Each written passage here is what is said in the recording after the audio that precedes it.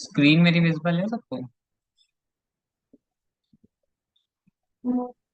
Yes, yes, you are audible as well as your screen is also. You can Okay, thank continue.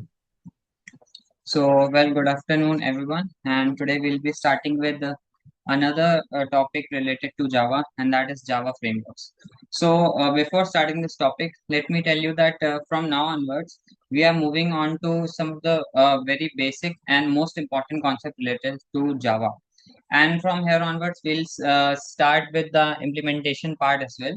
But for today, we'll be having an overview related to the Java frameworks, and after that, we'll be seeing some sort of experimental performances related to Java frameworks in the upcoming session. So for today's session, we'll only discuss the topics related to Java frameworks and what exactly Java frameworks means in Java. Now, so for today, our agenda is only a single topic, that is an overview of Java frameworks. So starting with introduction to Java frameworks, that is what is the definition of the frameworks. In Java, frameworks is a pre-built reusable set of libraries, tools, and conventions that provide a structured foundation for developing software applications. Frameworks specify application development by offering built-in functionalities such as data handling, user interface, component security, allowing developers to focus on application-specific code rather than common infrastructure. So basically, I have read out the definition that I have mentioned in this particular PPT. Now, what exactly framework is? So now we all know that we can develop certain sort of web application, mobile applications using Java. And most probably for we all know about that for mobile application we use Java and Kotlin. And for these purposes, like for any sort of development purpose, Java can be one of the most common and one of the easiest language for an individual to learn, because Java has a varieties of libraries, tools within itself, which can be used by an individual or a developer or a programmer who is trying to develop a project. And using frameworks, his slash her work would be very easier in terms of constructing a web development project or a mobile app development project, because frameworks contain certain sort of libraries which helps the programmer to implement different functionalities within our application in a much easier and even in an advanced manner. So that was why frameworks was introduced. And as you can see in the screen that is being flashing, that we can see the definition is also saying that it is a pre-built reusable set of libraries. This is one of the most important point that we need to note, is that in Java we can reuse the frameworks again and again, because it is having libraries which we need to just import it, and after that we can use the framework tools anywhere, wherever we want to use them. Now, what are the benefits of using Java frameworks? Now, so here are certain benefits which we can see, for which we are using Java frameworks as for development purpose. The first one is standardization and best practice. The second one is enhanced productivity, increase code reusability, improved application security, scalability and performance optimization, and common community and support. Now, let's see what exactly these points means. Now, starting with community and support. See, Java is a language which is most commonly used nowadays, and most of the coders especially opt for Java because it is quite easier to understand, and moreover, it is a language which is trending nowadays as well. And moreover, the features which Java is having is that it is having various advanced feature which a programmer can use in his her development project, which can make his slash her projects quite different from the one that are using other languages for development purpose. Second one is scalability and performance optimization. So scalability and performance optimization is that, suppose there is an existing development project that a programmer has created, and suppose he or she wants to apply certain sort of changes on the basis of the updates that are being provided into the languages related to frameworks in Java. Now he or she can easily implement those framework tools within his slash her develop project using the Java frameworks, and thus becomes very easier for a programmer to enhance his slash her productivity in terms of using the frameworks. Increase code reusability means that I have mentioned in the first slide as well, where we were discussing the topic related to the definition of frameworks. That in Java, code reusability is one of the key feature, and that is once we write a code, we can reuse it again and again, and that sort of code we need not to write again. So, thus saving our time and moreover our efforts. So the second point, the moving to the next point, that is the application security. Now, for a development project, the one and the foremost important thing is related to the application security. Now, suppose I am developing a web development project by the use of frameworks in Java, and I have developed it, and after developing, if I don't have any sort of security feature within that application, it would be a useless development project for me. And moreover, I can't even host it on different platforms because it is having no security feature, so nobody will access it. But in Java frameworks, we have a application security feature, and once we'll start working on with the application part of the frameworks as well, there are several framework tools related to the security feature that we'll be encountering over there. So there we can see what exactly improved application security key point means over there. Now, what are web frameworks in Java? Now, Spring MVC, that is Model View Controller, Java Server Faces JSF, Vadin, Structs, and Grails. These are the few frameworks in Java. Moreover, there are various other frameworks available within the Java as well, but these are the most common one, and most probably the top three, that is Spring MVC, Java Server Faces, and Vadin. These are the three frameworks that usually programmers use to develop web development or application, that is where mobile application based projects. Now, advantages of Spring framework. Now, this is another key point. That is, we can see a dependency injection and inversion of control within Spring framework. And moreover, Spring frameworks provide a rich ecosystem of models such as Spring Boots for rapid development, and Spring Data for database access, Spring Security for authentication and authorization, and Spring Cloud for microservices. Now, what exactly we can also see that we can see AOP, that is aspect oriented programming, and Spring Boot, Spring MVC for web application. MVC, that is module view control, is provides a robust framework for building web application using the model view control MVC pack. Now, dependency injections and IOC are one of the key points in Java framework. Now, what exactly IOC means? So, IOC is inversion of control and is a design principle for software engineering where a control of object creation, configuration, and lifecycle management is transferred from application code to a framework or a container. Whereas dependency injection is one of the most common implementation of IOC. We can implement that is inversion of control using dependencies injection, and instead of creating objects their dependency, they are provided with them an external source, that is a IOC container, where we exactly fetch the data from that, and we reuse it. So this is where reusability of code comes from. Now, Spring Boot is having a various ecosystem, that Spring is having actually a very enriched ecosystem where it has Spring Boots, Spring Data, and Spring Security for authentication and authorization purpose, and Spring Cloud for microservices. So these are the few points I think that you might not be knowing. Many of us might not know this. What are these topics? What I have mentioned over here.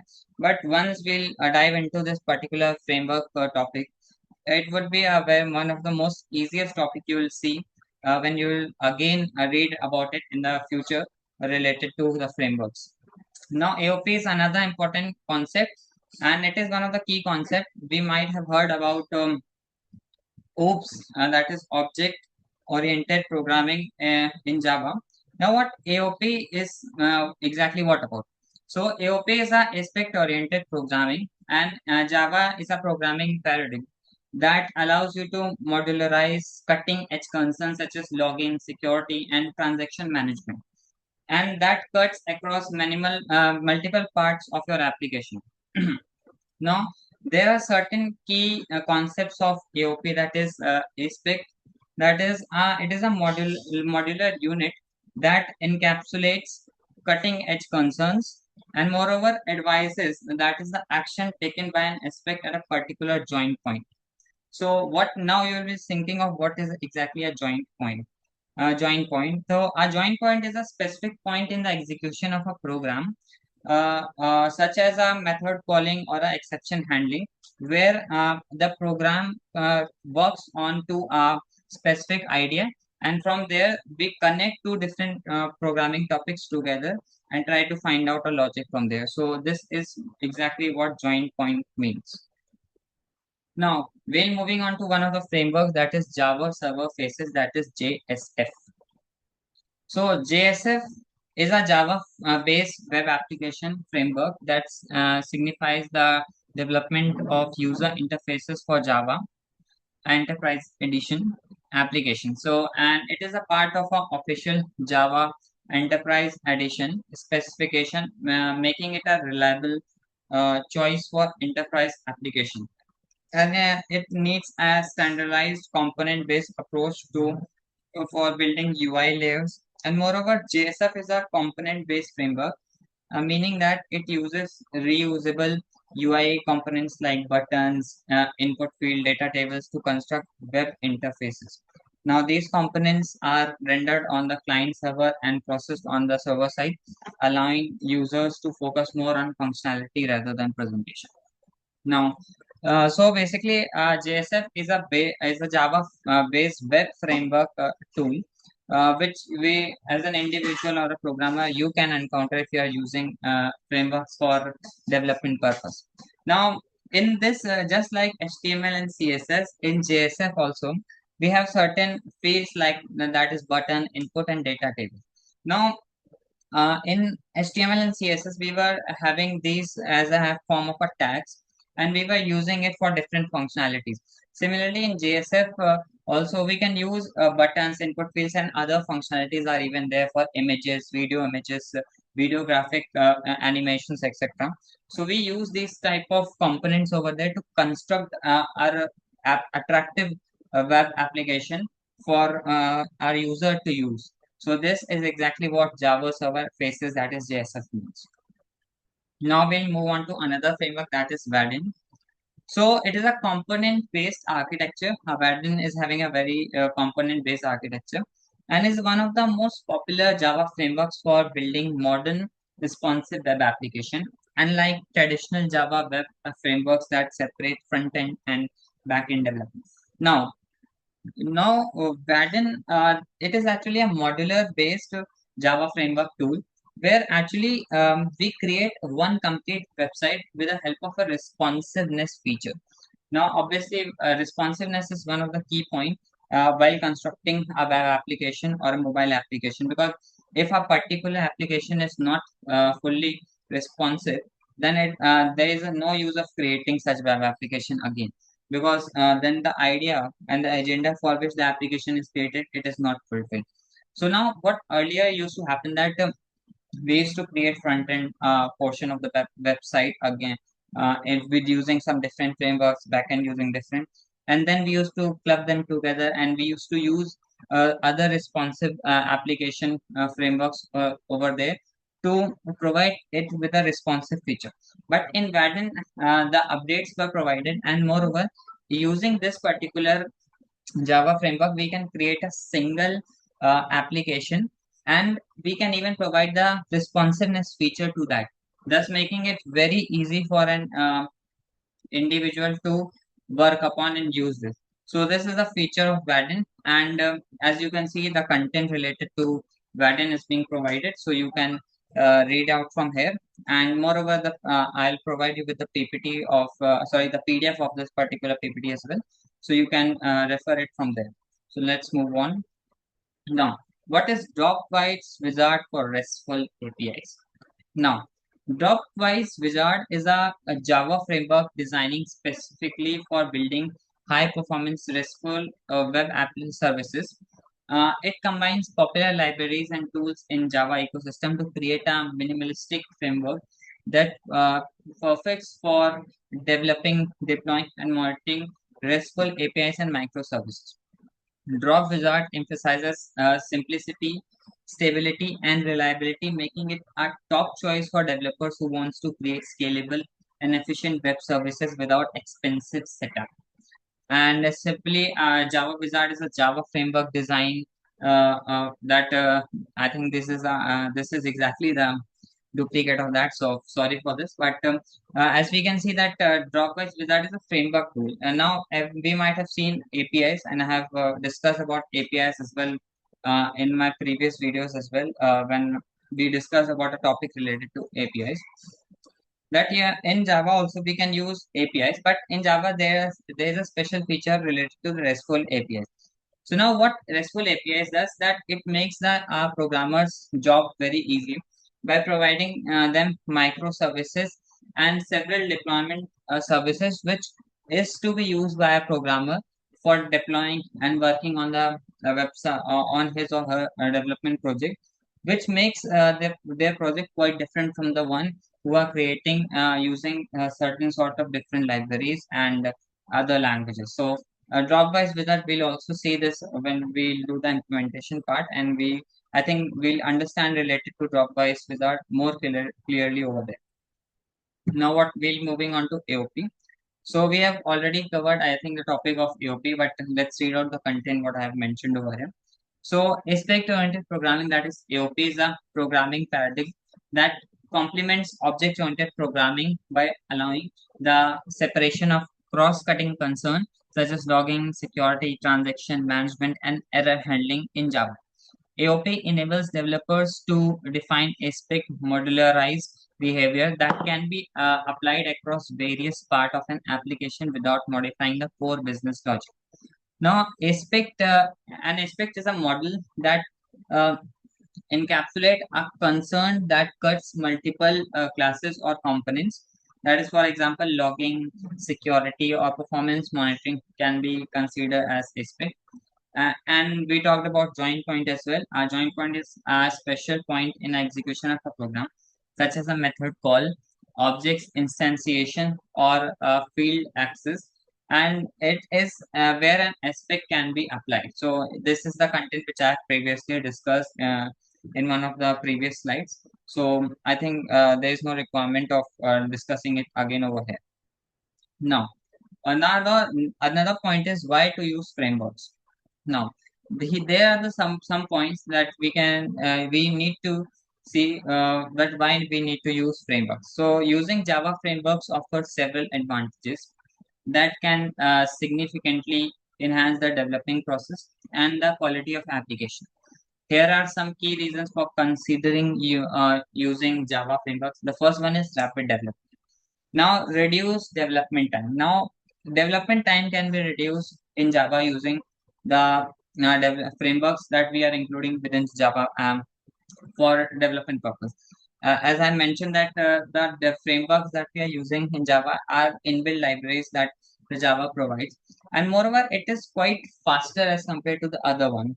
And moreover, it provides with a business idea, and moreover, the boilerplate code is even available over there. So the programmer need not to write too much over there related to these things, and thus making the programmer's job much easier, and it also saves the time. The second one is code reusability. Now we have since the starting of the presentation, we were continuously discussing the various points, and we discussed one point over there that was a point related to a code reusability, and that was saying that in Java we can use a code again and again, thus providing us with a feature of reusing the code.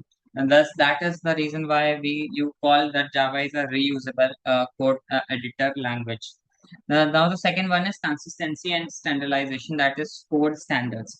Now, there are basic code standards and conventions, rules and conventions that a program needs to follow before implement, and that a programmer needs to follow before implementing. Thus, it will create a moreover a very clear and moreover a attractive code which a programmer can even access if he or she wants the same to do. Now, another point is related to the design pattern.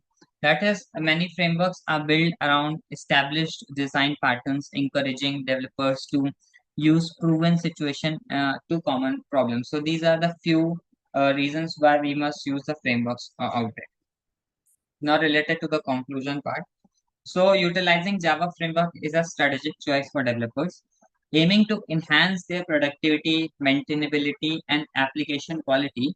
These frameworks provides a structured environment that promotes best practices, accelerates development cycles, and simply the integration of essential functionality. By offering built-in features for security, testing, performance optimization, Java frameworks empowerment empowers the developer to focus on writing business logic rather than dealing with a repetitive task. Now, the modular structure of these frameworks allow you for easy scalability and maintenance, thus making them ideal for both small projects and large enterprises applications. So now this is exactly what we have discussed all throughout in this presentation related to the frameworks. And as I mentioned in the beginning as well, that we'll be seeing related to the uh, point related to the implementation part in the upcoming videos, because now we'll be moving on with the frameworks part. And I think most probably the next part, that is next week when we'll be meeting, we'll be discussing related to some conceptual points related to the framework. So that was all from my side. And well, if you have any question related to this point topic, then you can ask me.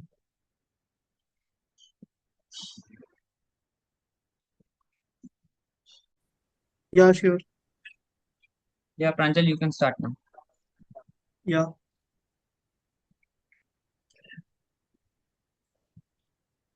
my screen is visible and I am audible. Yes, yes, you are. Yeah, thanks. So, good evening, guys. My name is Pranjal, and we are here to in a one more series of React and Tailwind. What is React? What is Tailwind? In this series, this is the introductory part of the React and Tailwind series. So in this series, what we'll be covering in this series, we will be covering all the basic concept of the React and the Tailwind as well, and we will be doing the hands-on practice with the React pages and applying the Tailwind CSS in that. So let us start with the today's session. So today we will be learning about the basic of React and the setup the React. So first start, what is the React? The definition of the React is quite easy. It is the such like open source JavaScript library given by the Facebook and having the primarily used for the single page application. It is not fully a framework, but like a view layer of the applications.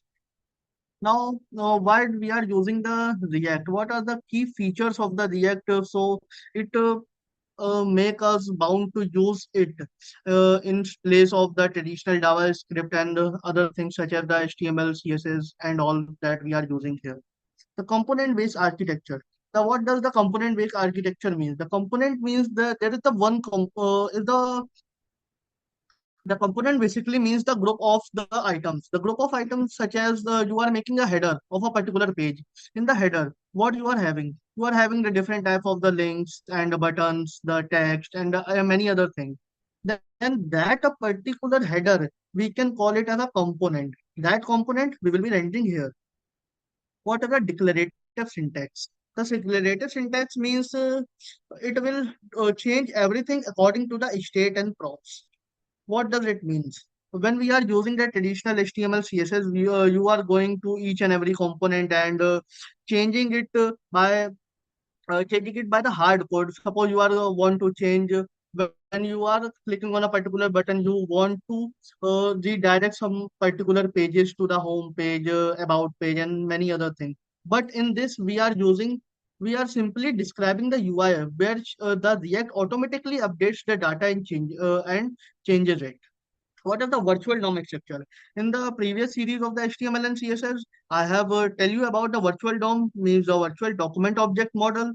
And today I am again going to tell you about what is document object model before going further, because it is very important in the React. The document object model is just like this thing. There we have the div tag, which is something like the container tag, and within the container, what we are having, will be having the h1 tag, p tag, ul tag, li tag, and many other things we will be having. So in the browser don't understand what is what is the JavaScript kind of thing and any other thing. Browser only understand the HTML, the components of the HTML. How the browser will be know that which element is in the inner side, which element is the outer side, and what are the components and the things that we have write in a particular component. That all the things will be considered and the and understand by the browser with the help of this document object tree. This simply means there is a div tag. Within the div tag, there is a h1 parallel to h1, p tag, li tag, li tag, and li tag. This is the document object tree. Now, come against to the what is the core concept of the React JS and why we are having and we will be using it. Please give me 1 minute.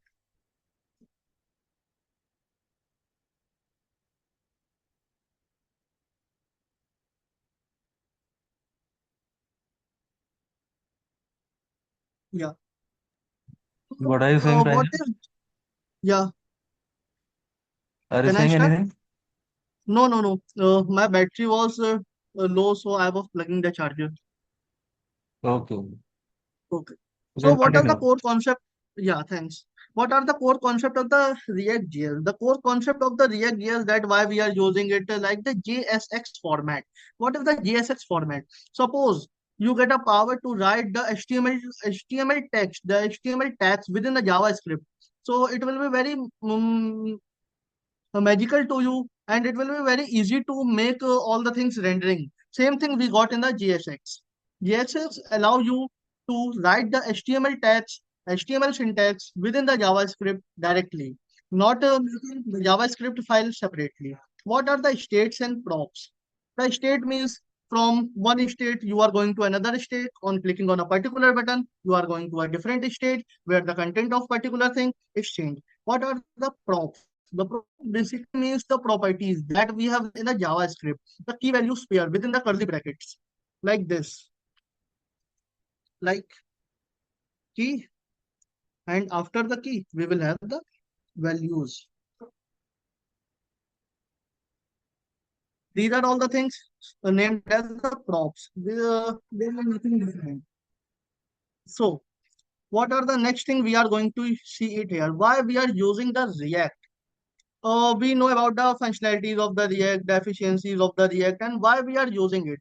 We are using the React with the due to its efficient and fast rendering. What does the fast rendering mean? First of all, we will be seeing that what does the word rendering means. When you are writing a particular h1 tag and you are writing a content within the h1 tag means h1 and you are going to go live or going to the server, then whatever things that you are seeing, it's called the rendering part of thing. So how it will be making the thing efficient and make the rendering very fast? So again we are going to the DOM structure. Suppose this is a particular div and within that div you have the virtual DOM example. I am writing the heading 1. When you are refreshing the page,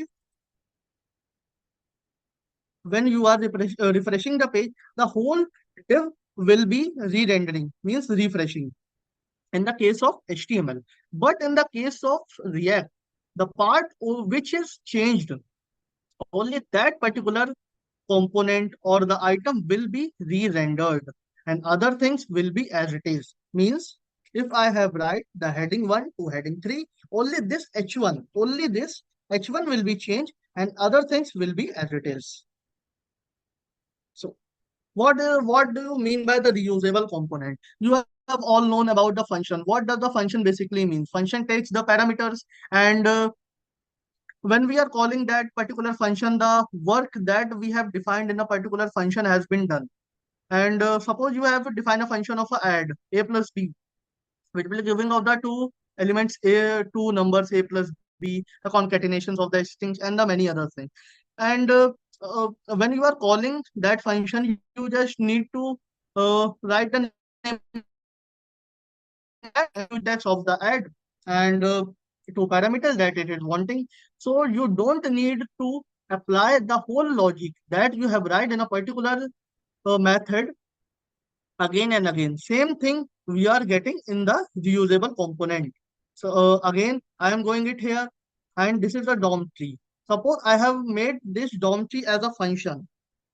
What function name it is? This is the middle part. Don't go with the syntax. I am just explaining you what is it.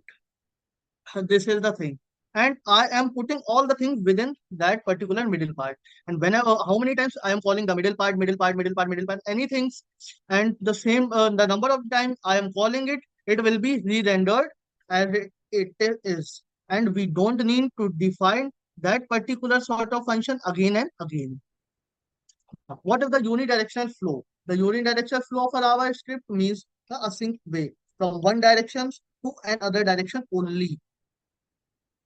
It is the unidirectional. It will be helping us to see what are the changes has been made in our UI, and it will be very simple for us to debug our code. What does the mean of the developer ecosystem community support? The React have a very vast support and a very vast community. So whenever you are having some difficulties, you can go to the libraries, you can go to the tools and the community support. You ask for them, and they will debug that particular problem also. What does means the React flexibility when the cross platform compatibility means? The React flexible and integrated with the help of the library framework and given with the freedom to choose all the tools based on your project needs. The React is a open source library. Open source means everyone can come to the React official page, see anything from here, and use as it is you want, and anywhere that you want. And the last thing, maintained by the Meta. Maintained by the Meta, this is the something extra kind of thing, means it is the very famous company and it is well up to date, having the large community, and it gives the latest innovations as well. Now, why do we need the JavaScript instead of the traditional vanilla JavaScript? The React we are using in place of traditional JavaScript with uh, why we are using it, we will going to discuss here. Breaking the things into small pieces and the reusable things. Suppose you are going to make a whole web page, and in that web page there is the header section, middle part section, the footer section, the email section, login section, and any other thing. So when we are using the HTML and CSS, you have to define all the things in the one go and in the one page. But in the React, you can split the things into the different part and make it as the functions or the component, and you can use as it is. What Writing the HTML within the JavaScript known as the JSX, I have already defined. I have already told you that in the React, when you are using the extension of the .jsx, you have the ability to use the HTML files within the JavaScript. What are the faster execution? The faster execution that I have told you, that which part of the DOM which is got affected by the change event, only that part will be changed and other part will be remained. Managing the data and the changes easily. Managing data and change easily means React to provide you various type of the hooks. The hooks means the the hook basically means when you are going from the one state to another, what are the changes that you want to do. We can define it into the states, and what properties that you are going to take with you from one state to another, we will be defining within the props. One-way flow, I have already explained you that in the JavaScript, there you can change something in the UI. You sometimes change the data, which can make the thing harder to keep track. But in the React, there is only one directional flow. The data only goes from one way, means the from the parent to the child, and it is very easy to debug when you are having any error. What does the mean of the big community? Big community tool, I have already told you, maintained by the Meta, and all the innovations, all the communities, all the new things are posted there. And we have also something named as the React Native. The React Native is the different kind of libraries which is given by the React as well. React as well. It is helpful for the making the apps in the mobile itself. Easy debugging and the dev tools with the help of the community server and any other things as well. Now, the React basics have been covered, and now I am going to tell you about what is the CSS that we are going to learn parallelly in this sessions. You basically when you are using the CSS in the HTML and HTML, CSS and JS and something uh, in the HTML, CSS, and JS, how you are writing the CSS. We can write the CSS in the three way, in the four ways, with the help of the CDN link, with the help of the external CSS, with the help of the inline CSS, and with the help of the internal CSS as well. But in the tailwind, what are the different things that we got? In the tailwind, we get something classes. You have defined the classes in the HTML with the with basically means basically by typing the class such as like this, the h1 tag, the class h1, simple. Pranjal, sorry to interrupt. After 1 minute, the meeting will get over, Yeah, so I'll be sending you a new link so you can join from that link. Okay. yeah, so I am,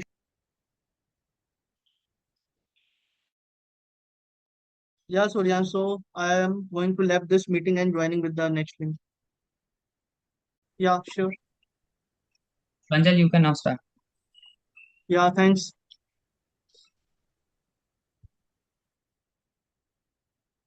Yeah, so we were here in the why we are choosing the why we are choosing the tailwind CSS.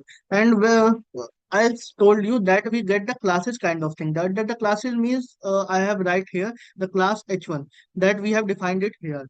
But in the class, and now if you want to give the styling this particular thing, you have to select this class with the help of dot and then writing the H1, then the colors of this particular thing as the red, and after that you have to close particular thing like this. But in the tailwind, what property you get to define it here, but in the tailwind you can write simply color red. That's it. It will be doing as same thing as you see it here now.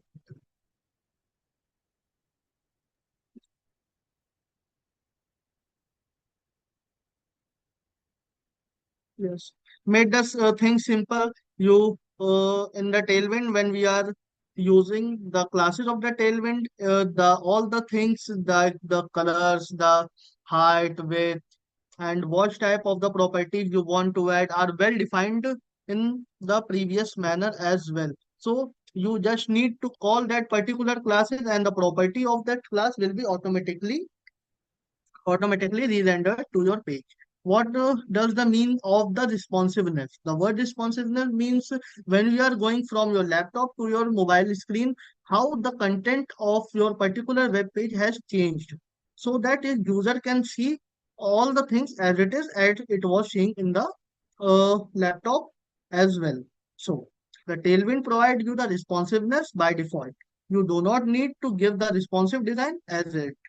The consistent design means all the classes of the tailwind have been predefined, so there is no type of the redundancies and the conflicts for defining the particular classes. If you are defining the class for a H1 for giving the text as 3XL, all the 3XLs means the width and height of particular font will be defined, all will be predefined. What is the basic structure of the tailwind? If you are giving the properties of the background color, so you will be using at the BG. For the text, we will be using the text, and for the padding, we will be using the P. And these are some basic classes for the tailwind, and we will be doing the hands-on for each and every classes as well.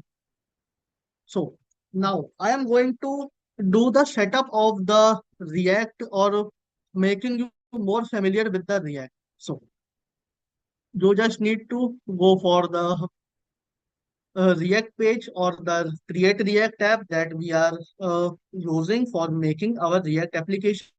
So I'm going to do it. Start opening this folder with the VS Code. 1 minute. Can you tell my VS Code is visible? Yes, it's visible. Pranjal. Yeah. Yeah, okay. Thanks. No, no, no, So no, on no. No, your Your VS Code is not file visible. explorer is Yes, file explorer is visible. yes, yes. okay, okay, okay. Yeah, 1 minute.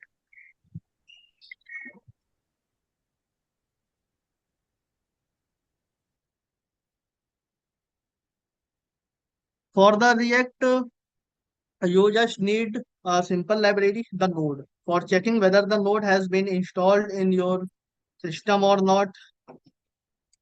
Um, yeah, node hyphen v. You just need to check the version of the node. It is the 20.12.1 for making initialization of the basic React app. So what you want to do, just go for in this or the getting started quick start. You just need to write this command in your CMD. What does this means? This simply means you are getting the node package manager for making the create React app and making this application with the name of create React app -01. So it will be automatically initializing and setting up all the dependencies that you are having here. Yeah, you can see it here. It is initializing all the dependencies that you want in your React functions and the React libraries. So let's wait a minute.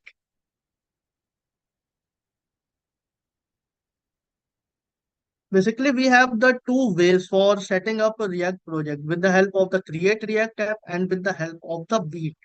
What does the Vite mean? Vite is simply a different kind of framework given by the React, and we have and the same thing we get in the React and Create React app and the Vite app.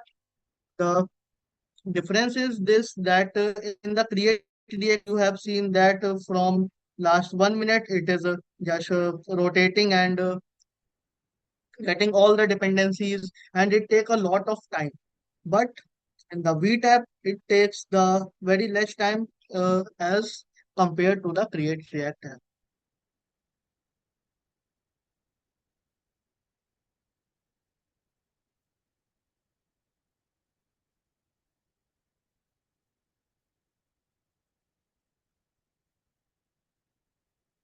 So let us wait till it initialize all the dependencies in the React. Until that, guys, if you have any doubt regarding all the things that we have discussed, you are free to ask.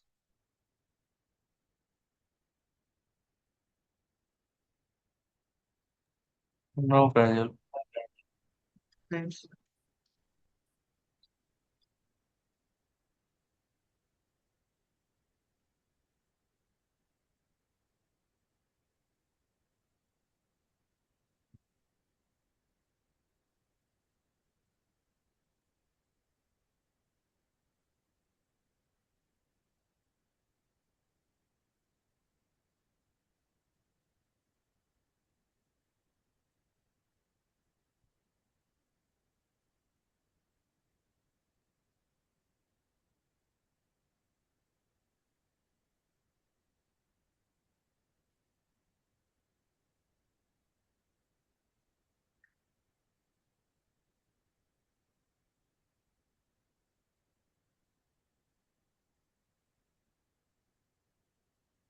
Yeah, it is just initializing the template and the dependencies using npm. It will take something 1 to 2 minutes to give me everything that I want in this.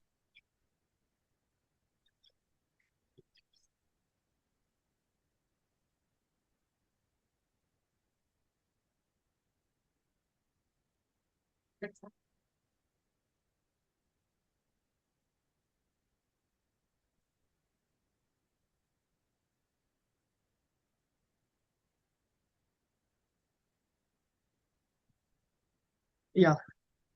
So when you get we say when you get like this, all the dependencies that you want in your React project, all you get.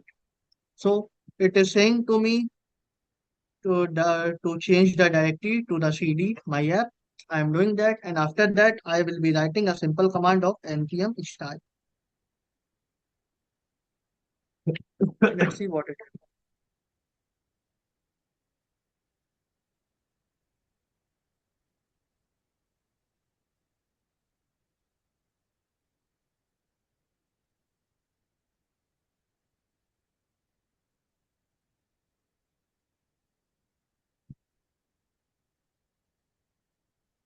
Yeah, you can see that at the localhost 3000, that means the port number of the React libraries are the localhost 3000, and in the localhost 3000 you can see the React application is running. So now, before going further, I am just going to make the Vite project with the help of React. For changing the directory, I am going to do minus cd dot dot, and after that, think this command.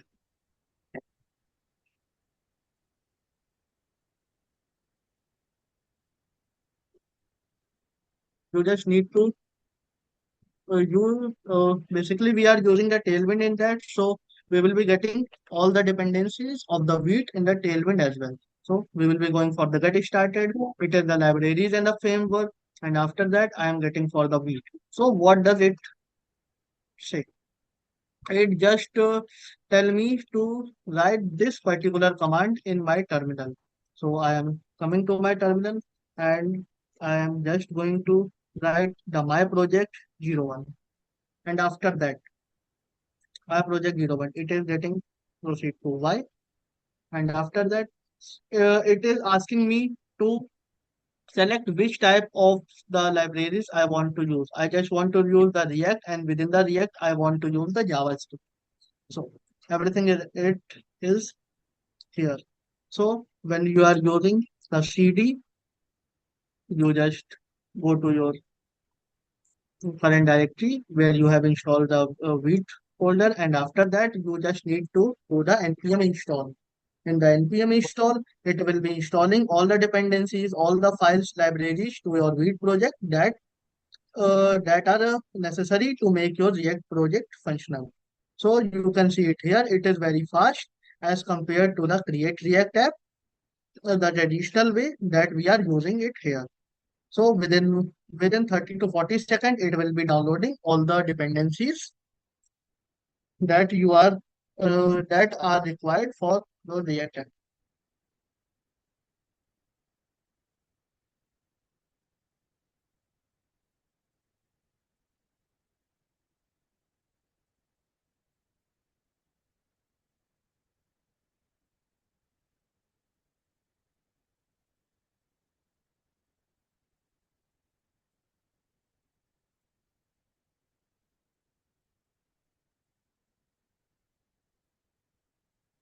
Yeah, all things are installed. So what the next command that we are going to write the npm run dev, and within the npm run dev you will be getting a URL. Yeah, it is first saying for making the Tailwind CSS. Also, it is saying us to set up the Tailwind CSS as well. So for setting up the Tailwind CSS, you just need to copy this command and putting it into your terminal, and it will be setting all the dependencies that you are be requiring for the Tailwind CSS. Within 20-30 seconds it will be, yeah, it is done. And after that, it is saying that npx tailwind initializations minus p. I am doing it. Yeah, all the things are here. And after that, it is saying in the tailwind config.js, I just need to replace this content with this content. Then in the tailwind config.js, there is a content thing, and we will be replacing this content with this. And after that, what it is saying to us in the index.css. In the index.css, we have to place these these three libraries and these three things. So in the index.css, where the index.css is, at the top, we will be just placing this. And after that, whether it is saying to do, no, it is saying to just writing the command npm run dev, and let's see whether our React application is start or not. It is started when we are putting the cursor over it and clicking the control and then clicking on it. And you can see that the Vite plus React application has been set up. So for that, you can see that we are counting here or not. So Keshav, whether I have more time or I have to bind up.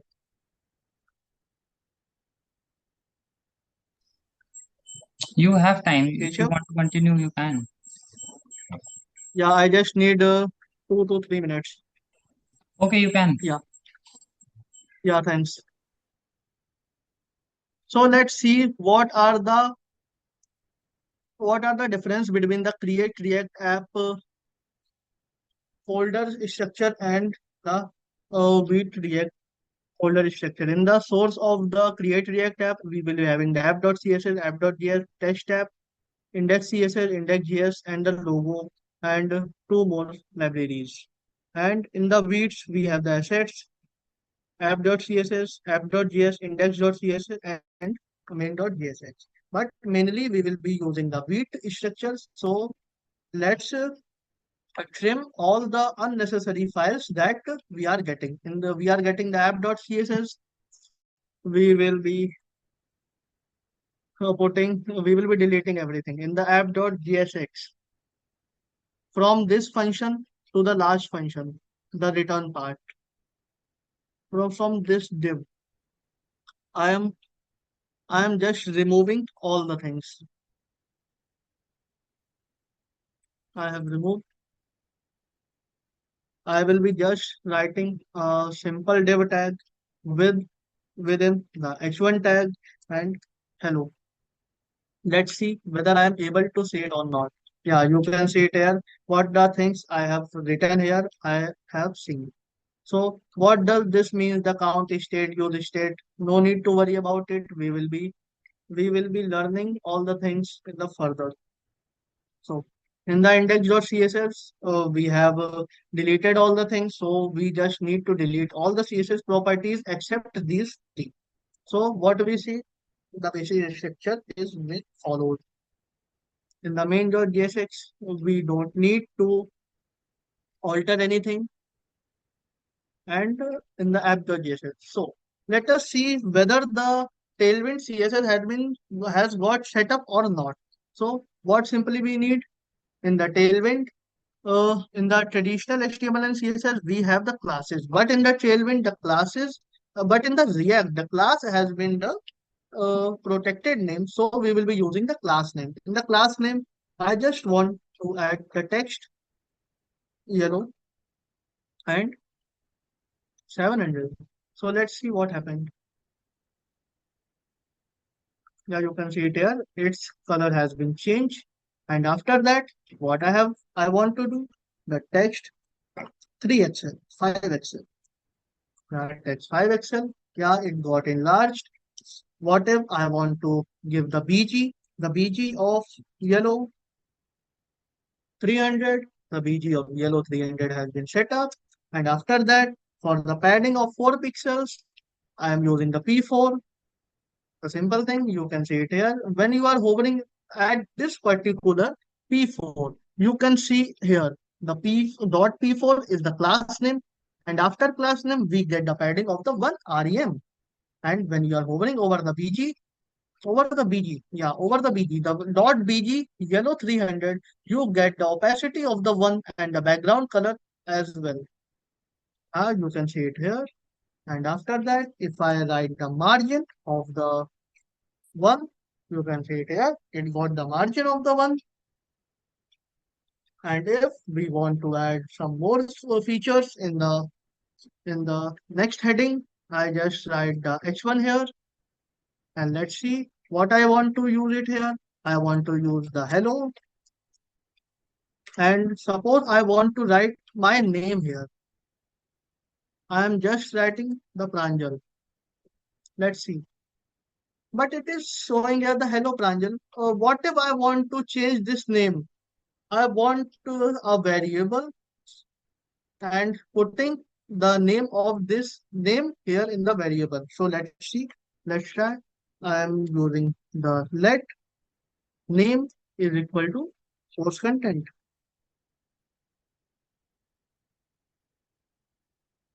Source content. And whenever you are using a variable, we will be have to use the curly bracket and the name.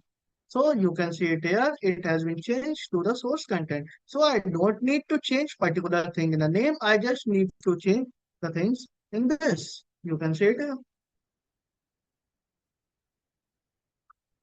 So that's all the things that we have discussed all for today. And from the next session, we will be studying about the folder structure of the React, and we will be going for more hands-on this project.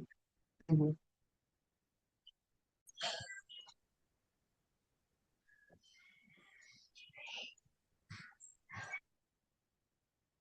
Please give me confirmation, anyone, that whether I'm audible as well as my screen is visible. Yeah, your screen is even visible and you are also audible. So, so good evening, everyone. My name is Keshav, and I am continuing with my series related to SQL. So today is my sixth presentation related to SQL. So for that, I am directly opening that slides. So what I will cover today. So the topics that I will cover today are in this presentation are the first one is some recap portion firstly I will do, and then after we will directly goes to the practical implementation part of the queries directly on the command engine of the SQL. SQL. So, so for covering the recap portion, I will just move to my previous presentation, which is the presentation fifth. So in my last presentation, I have covered the things that I have covered are uh, basic commands I have implemented in my last presentation. So in my last presentation, these are the commands that I have covered. So what are show databases, what are system CLS, how we can create a database, and what is the difference between if we use if not exist with this create database command, and what is the if I will not use if not exist with this create database command. So what is the major difference between third and fourth command? I have briefly explained in my previous presentation.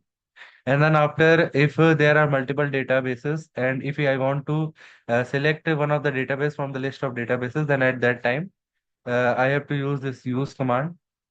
And after using this use command, I can select one of the databases in which I have to work for, in which I have to work to.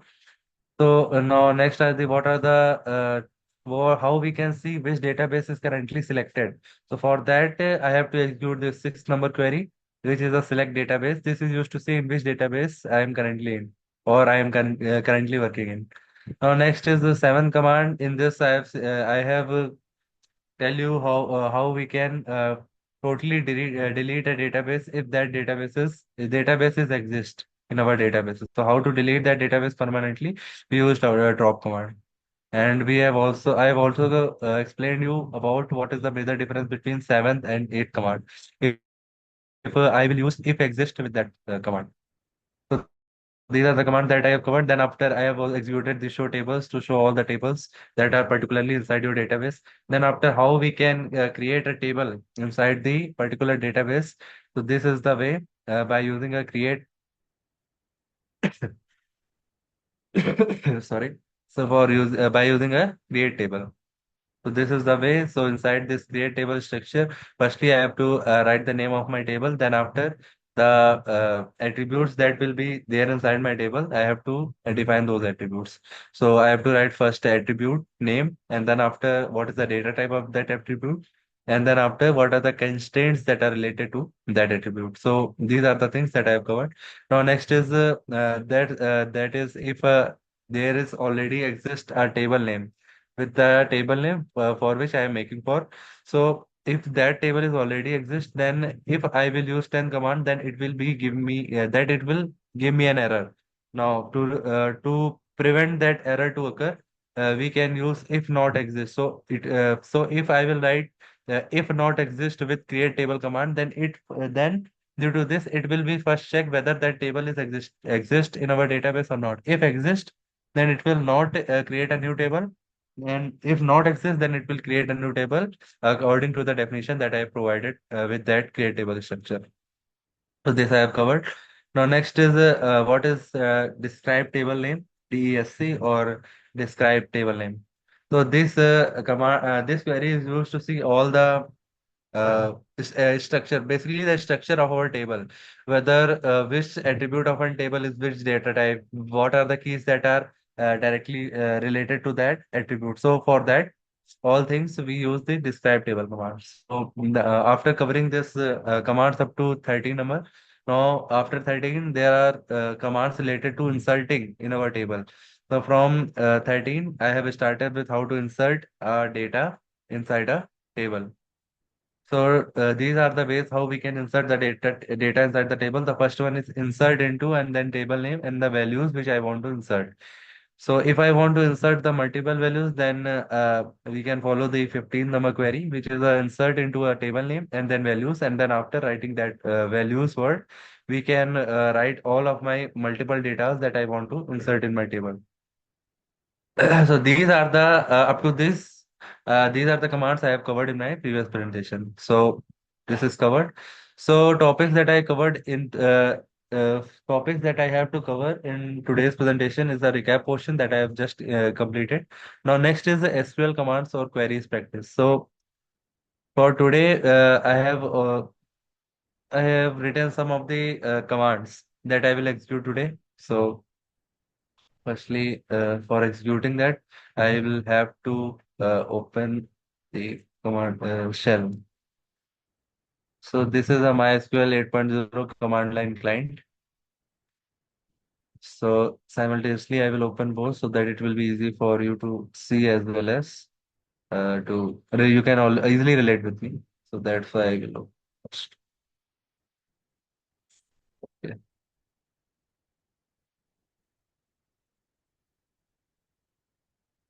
Hmm. So yes, give me confirmation whether I'm audible.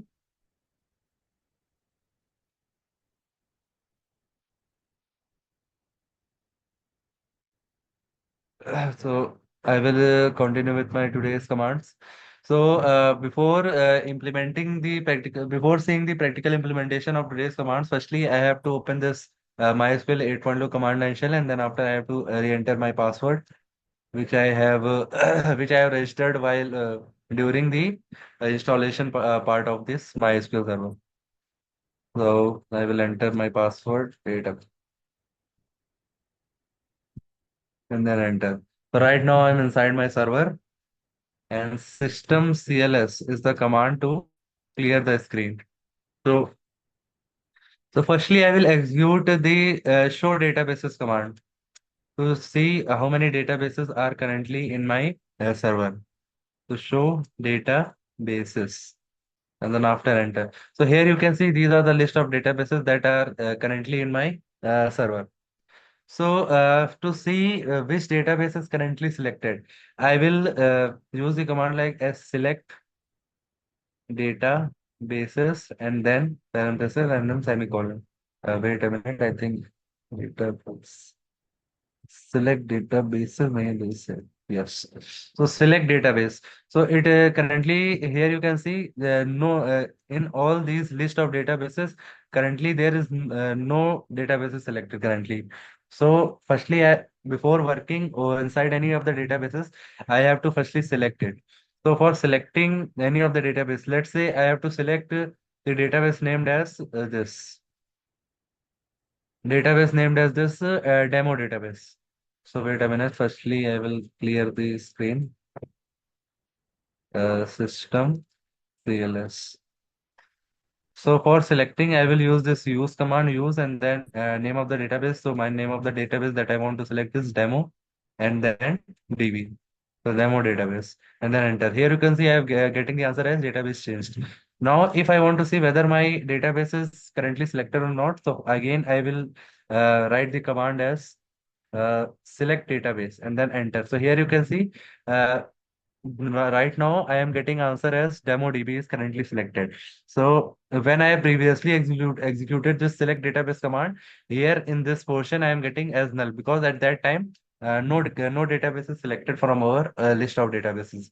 So after executing this use demo DB, my database selected, which is a demo DB database. Now I want to see how many tables are there inside this DemoDB database. So for seeing the tables, I will write the command as query as show tables,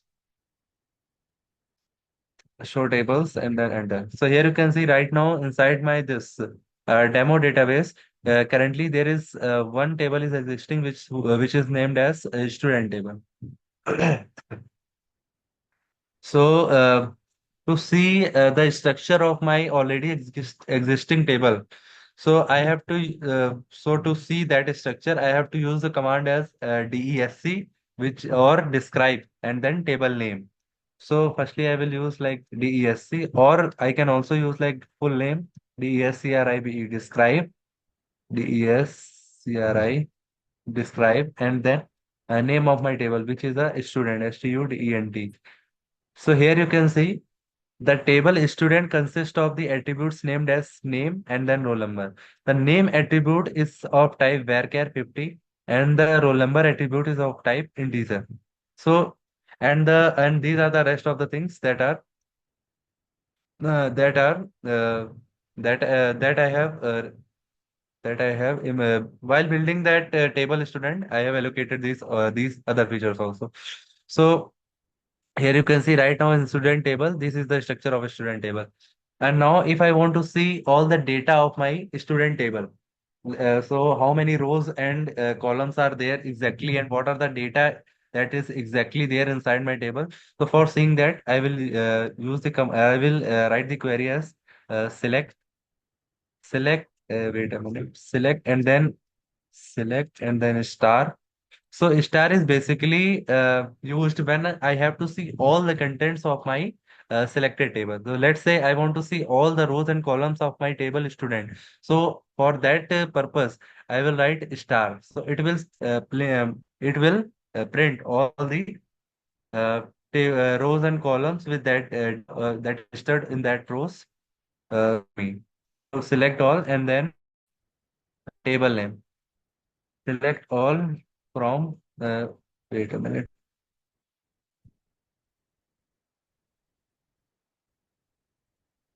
Hmm. So select all from and then of my table, so which is a student, then enter. So here you can see right now inside the student table, nothing is there. So it is giving me an answer which is a empty set. So for inserting the values inside the table, I have to use the insert command. So firstly, I will show you how I can do this.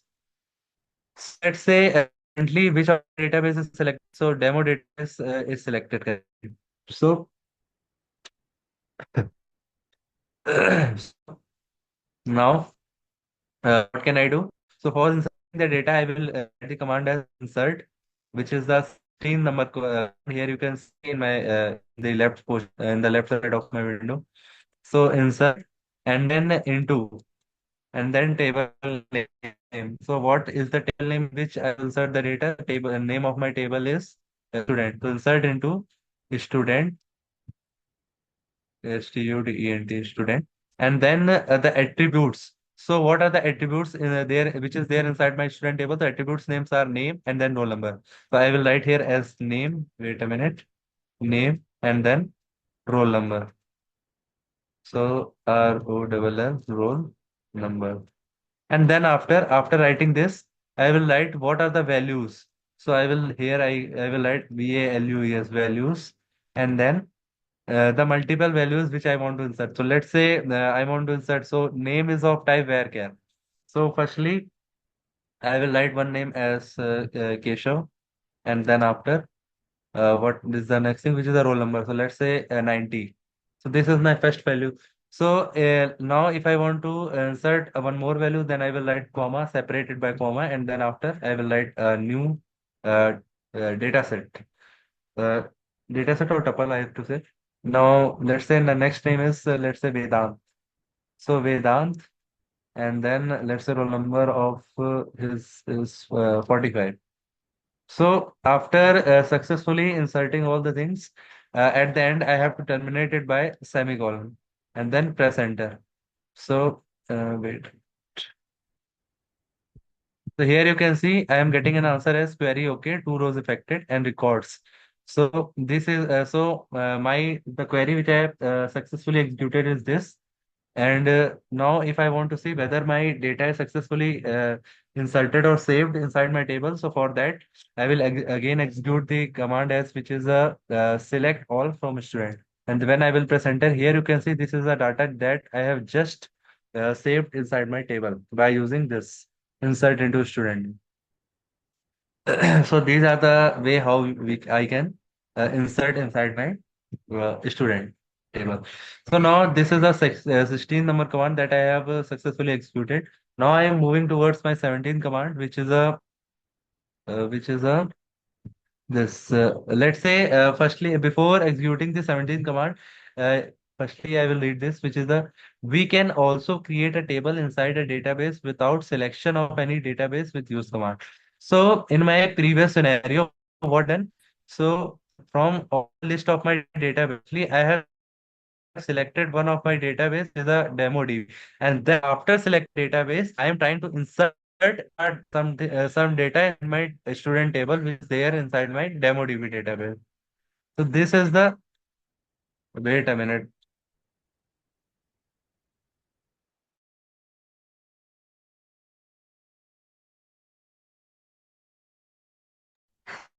So what I have done previous scenario, firstly I have selected one of the database, and after selecting that database in student table, I have saved some of the data sets. So what if I don't want to select any of the database, then without selecting any of the database, there will be a possibility to insert the data inside the table which is there inside some of database.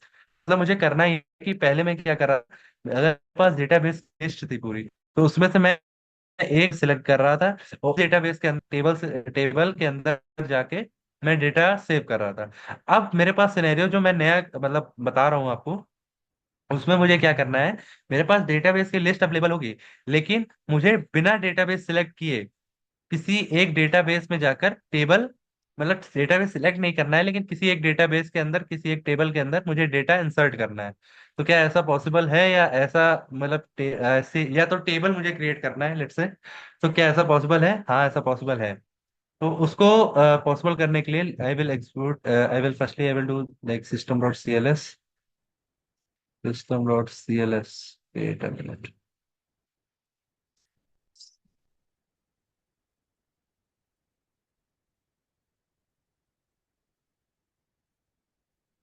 I think Shreyash, you have to make I think a few minutes are left. Yeah, yeah. Do you want to continue or should I send you a new link? Send me a new link so that Okay. from that.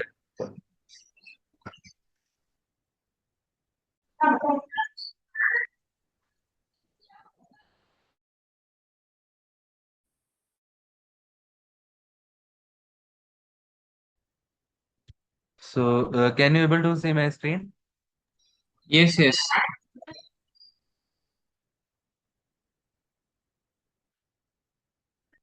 So I have successfully executed the 16th query. Now for executing the 17th query successfully, firstly I will open the command line client again, enter the password.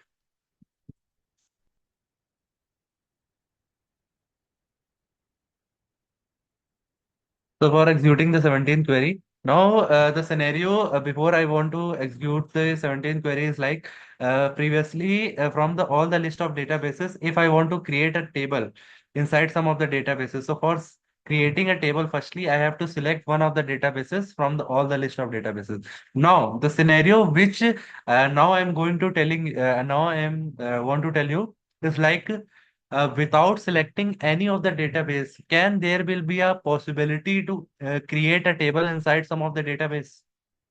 So, so for this question, the answer is yes. We can inside a database without selecting a database by using use database keyword, a use database query. So, firstly, I will show you databases. So these are the list of databases, and inside the now firstly I will show you which database is selected currently. So select database, select database, parenthesis, enter. Here you can see right now no database is selected. So and as no database is selected, let's say I want to create one table inside the demo databases. So if I want to do this task, so I will you write this 17 number command. So what 17 number command is saying to me? So firstly I have to write create table and then database name. So in which database I want to create a table. So I will write, I have to mention that database name, and inside that database name, what is the table name which I am going to create. So this is the thing that I have to make. So I will show you create create data sorry, create table because I have to create a table. So create table. Here you can see right now no database is selected, but to give some of the reference of the database. So I have to write the database name inside which I want to create a table. So let's say inside the demo database table. So I will write demo and then uh, demo database dot. So here you can see. Wait a minute. I have written this dot. So this dot is very necessary to make a reference. So inside the demo database, I want to create a table. So for referring inside the which actually in this case the parent is DemoDB and the children which I want to append inside this demo database is a table name. So for referring that child which is going to be appended inside this demo database, I have to use this dot operator. So dot operator and then table name which I want to create. So let's say I want to create a table name as example, and then table. So example table, and then after I will open the parenthesis. So what is the attribute? Let's say example I want to make one attribute is ATR1. So this is the attribute name. Let's say data type of this attribute is integer int, and And right now I don't because I have not explained the about the constraints to all of you. So I will not use the constraints right now. So comma and then let's say attribute two will be ATR and then two and then varchar. Let's say varchar and then the limit should be 50. Let's say.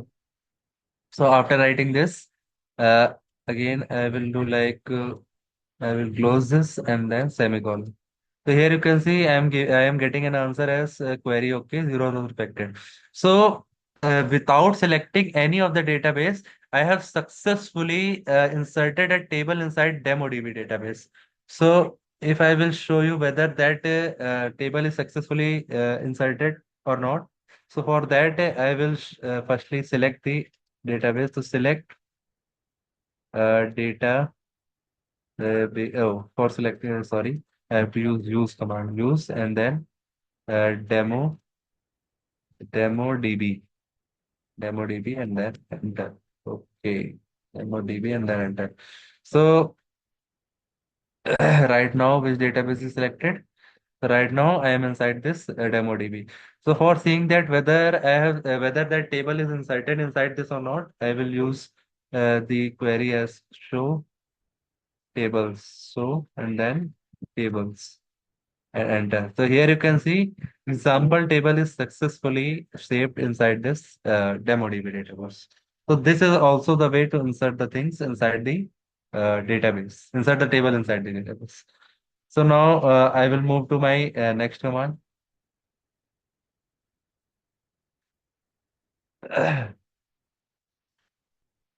So let's say right now inside my DemoDB database, there are two tables, example table and student table. So let's say if I want to drop or I want to successfully delete the structure as well as data, both the things of a particular table, then for that task, I have to use this drop table and then name of my table. So for deleting a complete table inside my database, for deleting a complete table means deleting the table structure as well as the data which is there inside that table. So for deleting both things, I can use this 18th number query, which is a drop table and then table name. So let's say I want to delete this example table. So I will write like drop and then table, drop table and then name of my table, which is a here in this case is example table. So example and then table. TABL and then enter. So now if I will execute the show tables command, so here you can see example table which is there previously inside my DemoDB database is now currently deleted, and inside my DemoDB database, one table is currently in, which is a student table. So after executing this 18th line command, example table is successfully deleted. So now next is the drop table if exist table name. So let's say I want to delete this example table again. And here right now the situation is like there is no existing table with the name as example table inside my demo database. So if right now if I will execute this demo table, sorry, drop table and then example table, which is currently not there inside my demo database. Now if I want to delete, which is already not there, so what it will give me an answer? It will give me an error because I am trying to delete a table which is already not there inside my database. So it is a common sense that it will give me an error. So for preventing this error notification, I can use this syntax as if exist. So before deleting any of the table, it will first check whether that table resides in my database or not. So I will write like if exist. EXISTS. So before deleting a particular table, firstly it will check whether that table is there inside my demo database or not. And if that table is there, then it will delete that table. And if that table is not there, then at that situation, it will not give me an error. It will justly terminate the query. Now, if I will try to execute this, so here you can see it will giving me a answer as query. Okay, zero rows affected. So this is the, I think it is clear. So what is the difference between drop table name and drop table if exist table name? 18 and 19 command. I think it is clear. So now I will firstly clear some of my content over my screen. So now next is so from here I will do some of the portion related to selecting things. So here you can see in line number 20, select all from table type. So this command I have already executed several times, so I will not explain this command, which is a select all from table name. So now next is firstly I will change the database. So let's say I will change the database. Show databases. So let's say if I want to move to next of my database, this is the bank DB, let's say. So I will use like use bank database DB, then enter. And now if I want to see how many tables are there, to show tables and then enter. Here you can see there are two tables inside my bank DB database. So now let's say if I want to see all the contents, then for that I will execute this 20th line query, which is a select all from table name. So I will use this select all from and then name of my table. Let's say name of my table is employees, EMPLOYEES. and then enter. So here you can see this is the list of all the data of my table named as employees. So this is the data set now. So I have successfully executed the query number 20. Now next is I can also, if I want to say, let's say from employees table, if I want to see only first name and last name of all the employees. So for that thing, for selecting an attribute set, for selecting a particular attribute, and if I want to select only that attribute to be printed over my screen, so for that case, I will execute this 21th number command, 21th line query. So, so for Keshav let's say if I want to, yes, yes, yes. Keshav actually Vedant को थोड़ा बाहर जाना है, तो तुम अपना topic थोड़ा जल्दी वाइंड अप कर लो ताकि उसकी हो जाए। Okay, okay.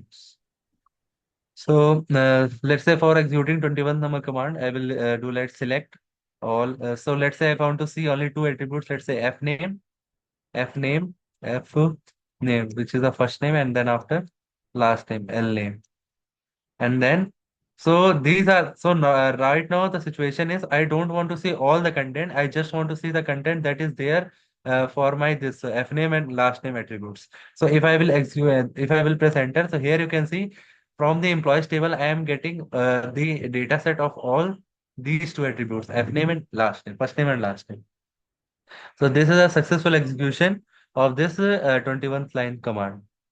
So now next command is 22, which is a select all from table name where attribute name is attribute value. So let's say I want to print. So from this table, let's say if I want to, wait a minute. Hmm. So let's say if I want to print all the names of the persons whose salary is greater than let's say 10,000. So for executing these type of conditions, I will do like I will execute this 22nd command, which is a select select, and let's say if I want to print the name, so I will do like f name f name, and then from which table I want to select, from employees, employees from employees, and then uh, I have to write the attribute value. So I will have to include that where where. So what I have to see where attribute, which is a salary. So let's say where salary SALARY, where salary is let's say greater than 10,000. And then I will do like this. And here you can see I am getting all the names of those persons whose salary is greater than 10,000 from this whole list. So this is a successful execution of the 22nd command. So now I also combine these 21st and 22nd command together to to print the things. So I can also select the number of attributes. From all the set of attributes, I can select the attribute which I want to select, and then after the table name, and I can also apply the conditions over that attribute sets. So I think I think you all must have to try this as a homework. So this will boost up your concepts. Now next is the last two commands are left now, which is uh, the commands that are left is which is the update table. So let's say if I want to update a particular value. So right now, if I will show you the table again, select all from EMPLOYEES employers and then enter. So here you can see this is a table. So let's say if I want to change a particular name, uh, let's say I want to change the designation of developer as dev. So what can I do for that things? So if I want to change the data, so for that updating a particular data from a data set, I will use this update command, which is update update, and then after the table name in which I want to update the things. So table name is employees, EMPLOYEES employees. Now, what are the things that I want to change? I want to change this designation, DESIG designation attribute. So I will set as I want to set I want to change this attribute. So set what I have to set? I have to set designation DESIG designation. So attribute name is designation, and what the things what are the new updated value that will take that will be changed. So let's say I want to change developer as dev. So I will write like dev dev, and then in which particular cell you want to change. So I will, let's say I want to change in this cell. This is which is particularly the eighth number tuple. So I will write like where where, let's say employee ID is employee ID is equal to 8. So right now here you can see in eighth number here it is written developer developer. So after if when I will execute this query, this developer is changed into dev. When I will execute this now, here I am getting an answer as query. Okay. Now, if I will again select the table, so here you can see in eighth line, here you can see developer is changed to dev. So if I want to change a particular data for a particular tuple, then at that time I can use this update query. So now my last query which is left is delete. And now, if I want to delete a particular tuple, let's say I want to delete the tuple, which is the 10th number tuple as 10 and then Hannah Anderson Design Marketing 10,800. Let's say if I want to delete this particular from my employees table. So for executing these type of tasks, I can execute this query as last query, which is the 25th query, which is a delete. So I will use this delete, and then from which table I want to delete? I want to delete from employees. So EIMPLOY employees, and then which attribute I want to delete. So let's say where attribute name is equal to something. So let's say I want to delete this this row, 10th row. So I will write like employee ID where employee ID is equal to 10. So let's say I want, though right now the condition is I want to delete this whole row where employee ID is 10. So when I will execute this command, why it is giving me an error? Employee ID. You have error in SQL syntax. Check your manual. That's okay. Okay. Employee ID. I think employee ID is of type string. So I have to use this employee ID. No, it is something else. DELETE delete from. Okay. Okay. I have entered the wrong name of my table. So it is EMPLOYEES, EMPLO. No, no, it is right. Delete from where? I have not written the where, where employee ID is 10. So that's why it is giving me an error. So now if I will press enter, so it is giving me an answer of quick query. Now if I will want to see whether this particular row is deleted or not, so for seeing that I will exit this card again. So here you can see previously the 10th row is there, which is the and Anderson. Right now, no, the particular whole row is deleted or whole tuple is deleted from my table. So this is the execution of my last command. So for today, this much content I have I have come up with. Now I am ending with today's presentation.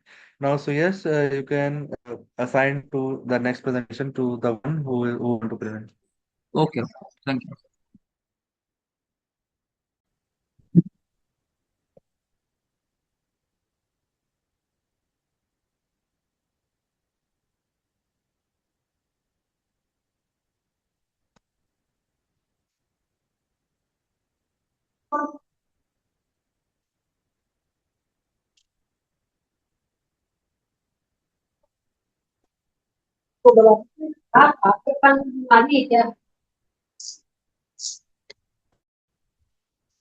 Am I audible? Yes, you are audible. Okay. So, so in the last session,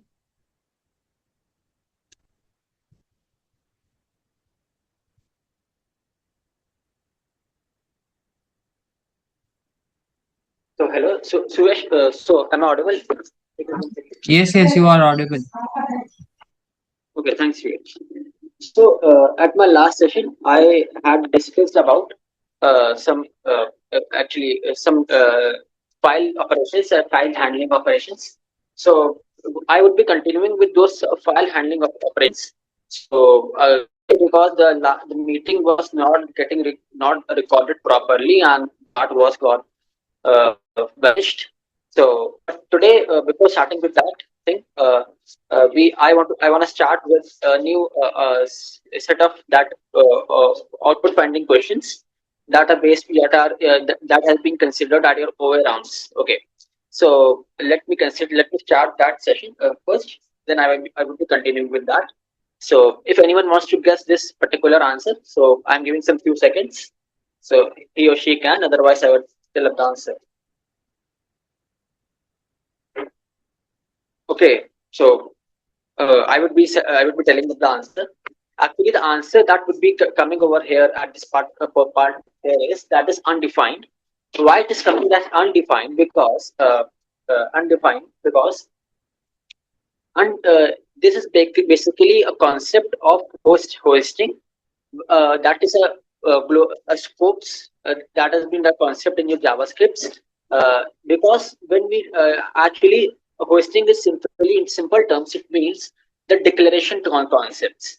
That means the varix has not been declared till varix has been declared. Uh, okay, it's declaring at the second line of code, and console.logx has been declared at it has been declared at first line. But the thing is that console.logx is just printing it will be printing up the answer as undefined, because x has been initialized, it has been declared, but it has not been it has the particular value has not been provided till yet. Okay, the particular value has not been provided till yet. So that is the reason it has been declared as undefined. In terms of x, in terms of uh, in terms of let or const, you will be getting the output as reference error or some syntactical error, because the reason is very obvious. That we use the declarations at point of where you can declare it like that, but you cannot declare at point of let and const. Okay, so I think the reason is very concept is very clear to you. Now the second part is some question and answer that is belonging to our interview rounds. That is, what is the first question you can see over here? It's execution and test. So how this execution and test is getting worked over here? Actually, execution and text is a it shows two. It's a two kinds. There's a two kinds of function. It's a kind of a function. Execution is for checking execution. Test is for checking a pattern. Execution is for checking up some additional providing some additional values. It provides an additional values whether it just checks up certain pattern. So that is the reason. So uh, that is how this text and execution works. For example, you have declared any kind of a variable, and that variable has been declared up to you. So when that variable has been declared to you, you can say is it white bolts? Okay.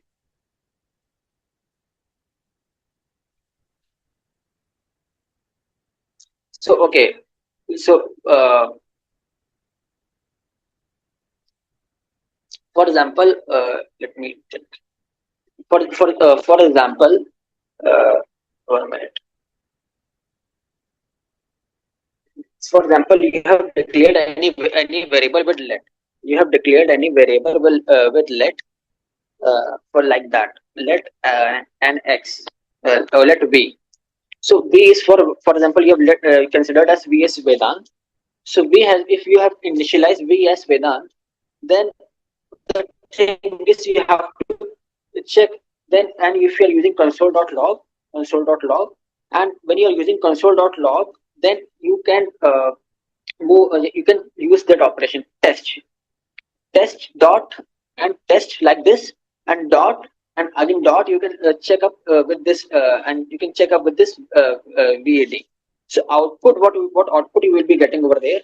So output you will be getting over there will be like the output that you will be getting over here is uh, true, because you are using test is true because Vedant is present over there.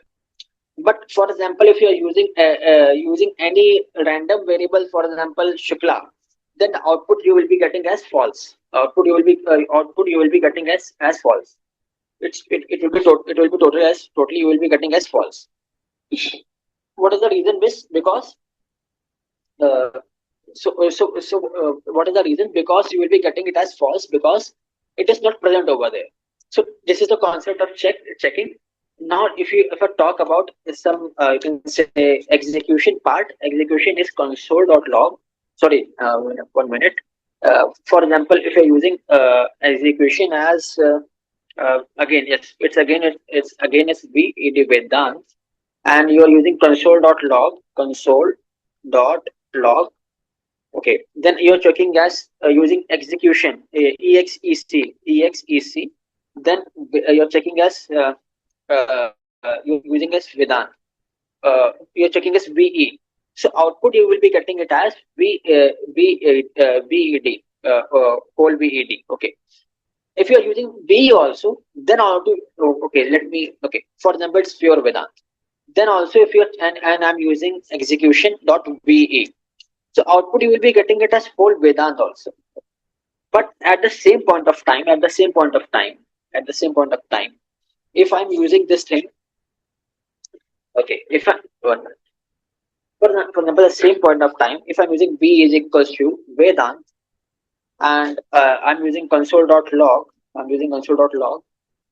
and then I'm using exec again, I'm using exec again and console.log and providing with the console.log, I want to test up a string as Shukla.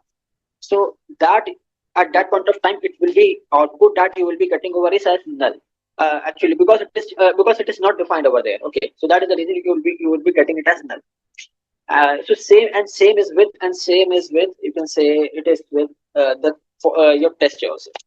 For example, you're using this let v s is equals to Shukla. Okay, let s equals to Shukla, and you're using console.log. Under that, you are using in brackets. You are using as you're using okay. I'm using test. You are using test, and what do you want to test over there? You want to test Shukla. So you will be using Shukla, or if you're using SH also, you're using SH also. And it is using pure Shukla like that. Then also the output that we will be getting it as true because it is rectifying you as rectifying that it is true. But at the same point of time, you are testing over here. Here is something Vedant. Oh, sorry. Okay, Vedant. So output you will be getting it as output you will be getting it as false. Okay. You will be getting it as false. So that is a concept of text and execution. So I found it important.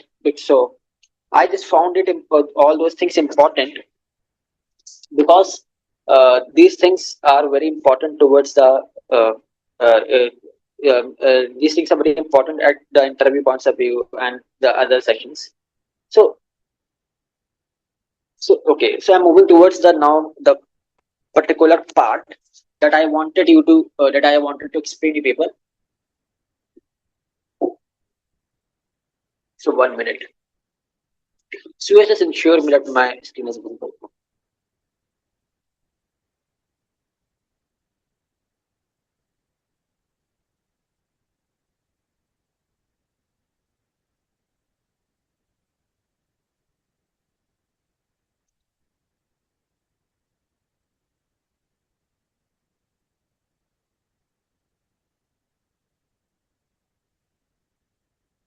So okay, so this actually at this phase the meeting was not recorded properly. That is the reason I'm continuing this part again.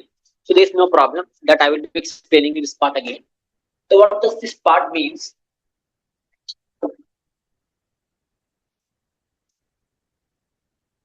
Okay, so what this part means? Let me understand. Let me make it clear again.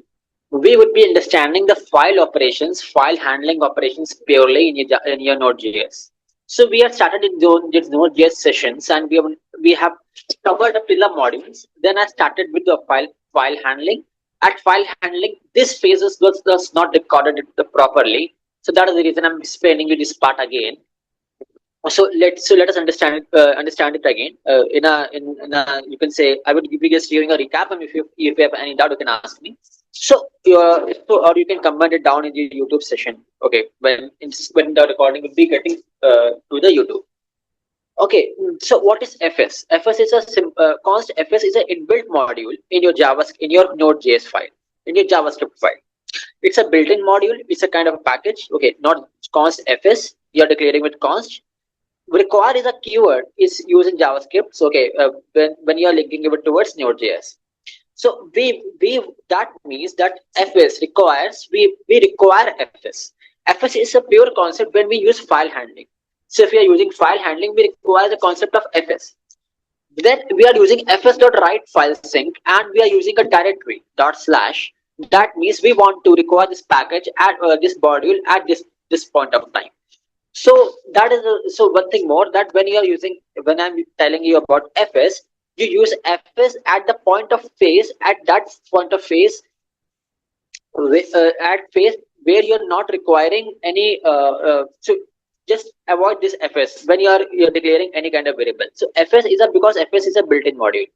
So we want to perform this operation as fl.write file sync. We want to perform a write operations in your JavaScript file, in your JavaScript file. So I just now I will be executing my one file. I would be executing my one file, that is link.js. While I would be creating up with another set of file in fs.write file sync. And the brackets, what is the reason? What in the brackets? What I'm writing over here is, see, this is a write file sync is a kind of a synchronous operations. I'm performing a simple synchronous operation. Okay, over here. So it's a fs dot, because we have declared fs, so you have to use fs over here. So fs dot write file sync, under those brackets we want to declare the name of the file. Okay, dot slash is the directory over here. Okay, dot slash.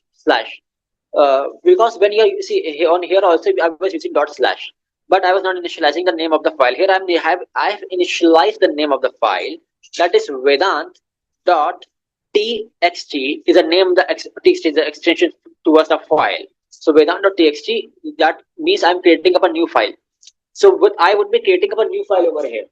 Then in the next set of line I would be writing up the simple printing statement, what I want to write over there. For example, I want to write my last name is Shukla. That is my I want to write this notes over, in my file. So I'm writing this. I'm giving this text over there. Yes, Vedant, sorry to interrupt. I think your screen is freezed. What? I think your screen is freezed because we are not able to see any content, whatever you are displaying. Now now it has been okay. Yeah. Now this part is visible. Yes. Okay, hold on a minute.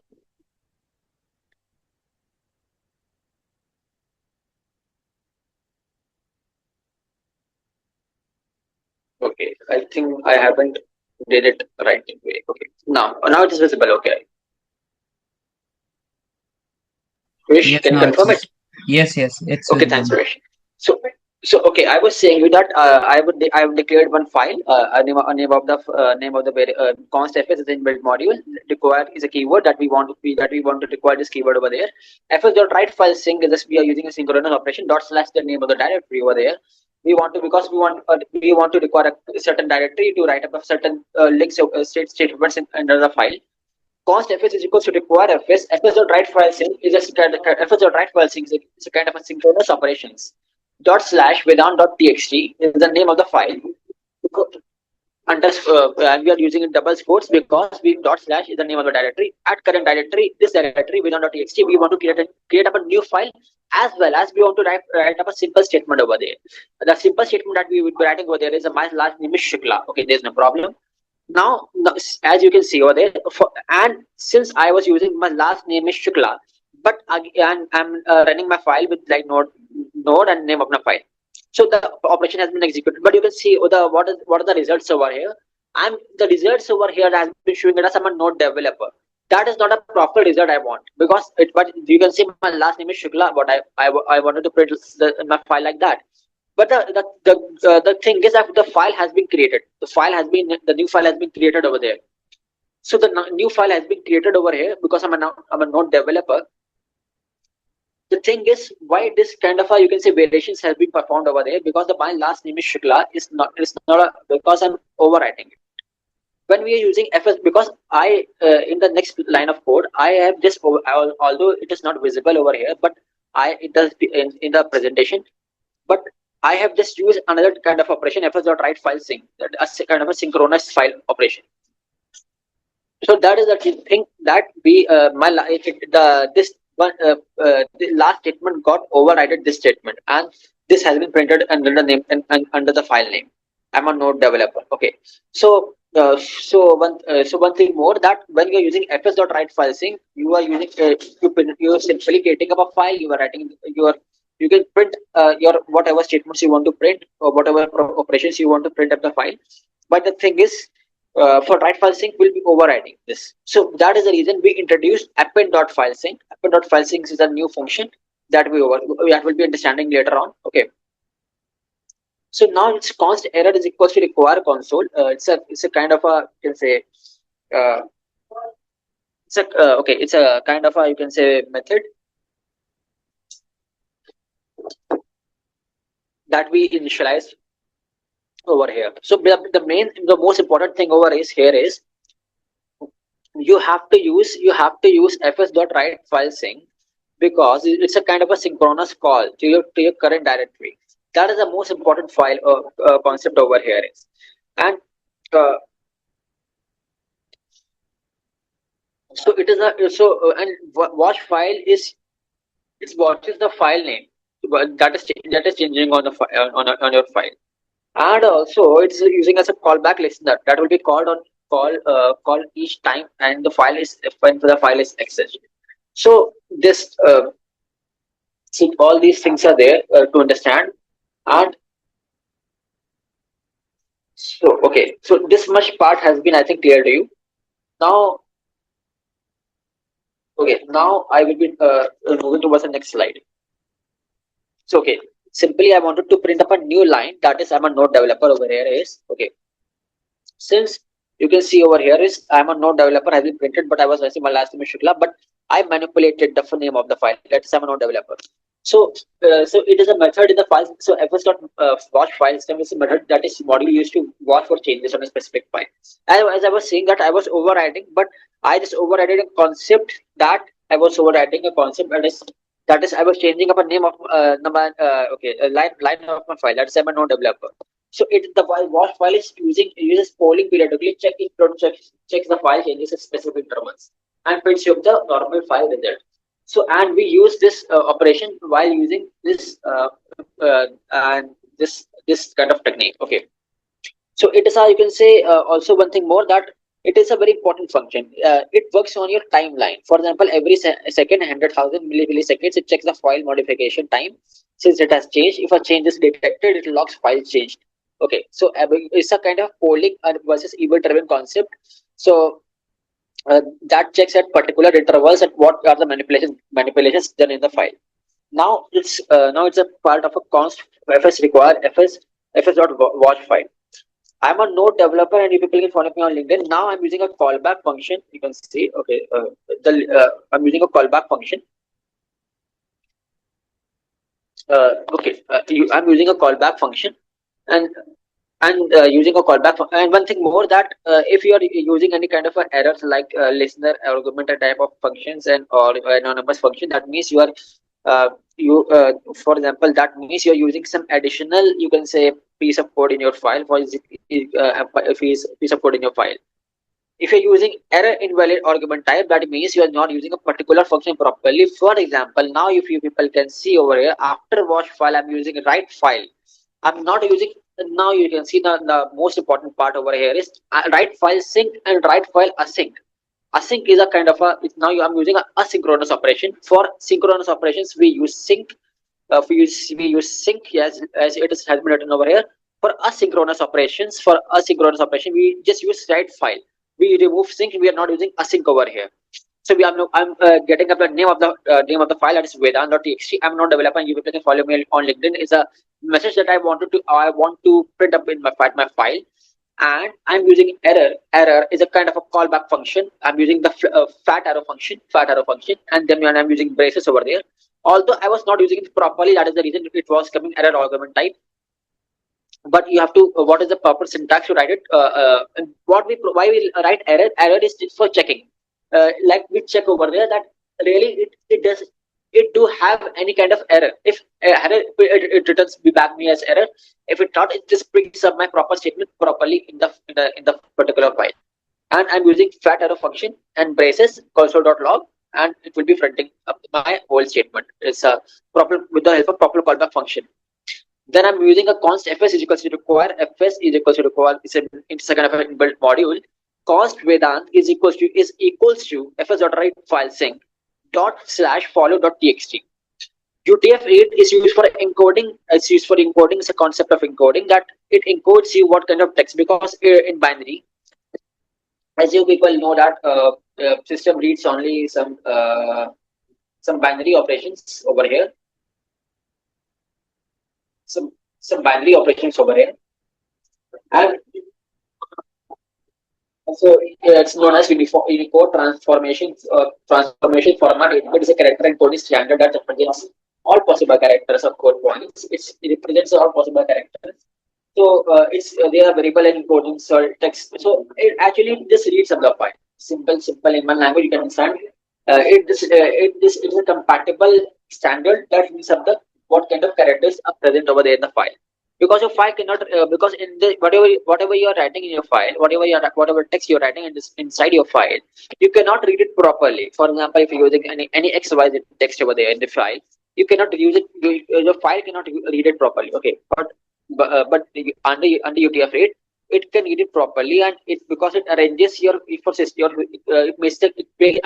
increases the compatibility and makes you understand that it is using its 1 and 0, 0 and 1, 1 and 0, and that is the whole concept, binary concept, that we variable length encoding is there. And I think the concept is very vast, so I'm just explaining it like that 1 to 4 bytes represent character or as sky characters, and like this. The concept is very vast. So okay, and so it's an efficient concept. You people shall use it. Now console.log ved is a variable I have declared that to read files.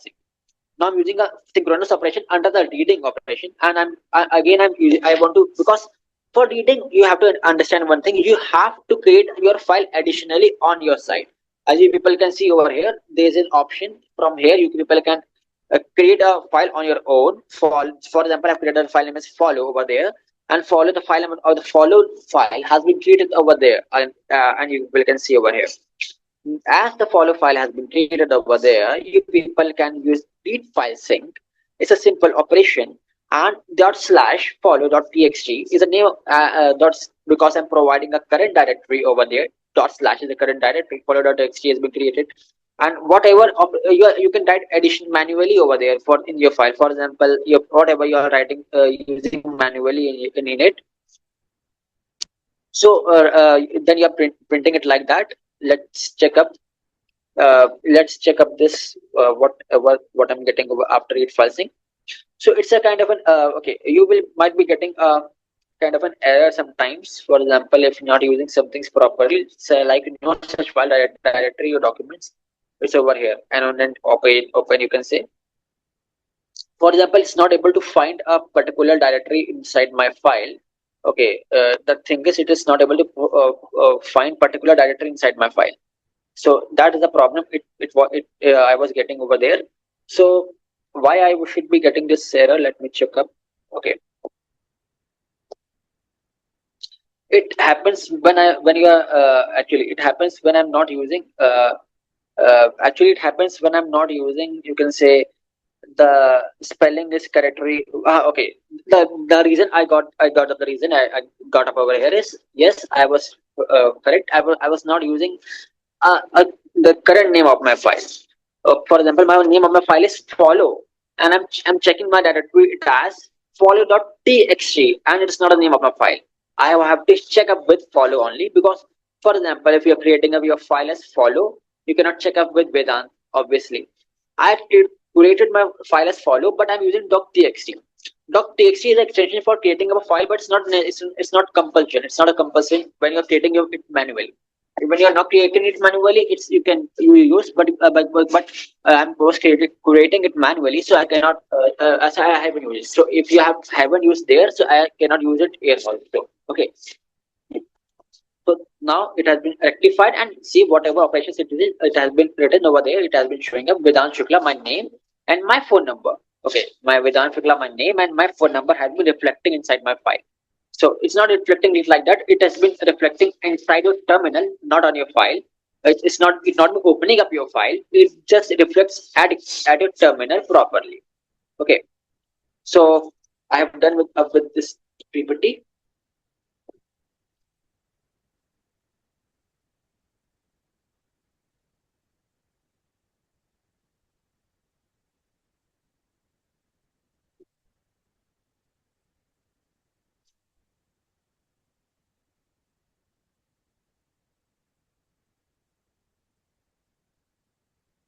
So basically I have completed with where I left up with. I have completed up some file handling operations because it was not getting recorded properly. Now it would be getting recorded properly, I hope.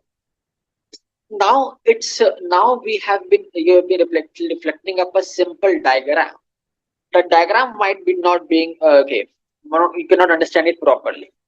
Actually, it is not having such additional informations also that people can get it up as properly.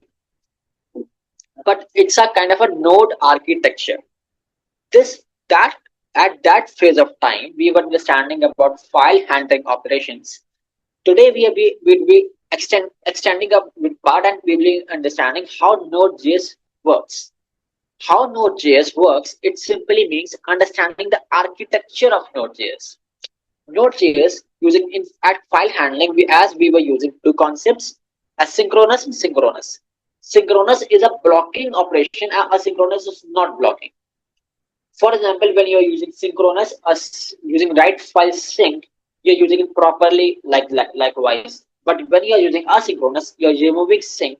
Whether you have to use a callback function over there. So obviously now it's a question that what kind of request you would be offering prioritize a blocking request or a non-blocking request to your server. The answer is very clear. You would be asking up with a non-blocking request rather than calling up with a blocking request.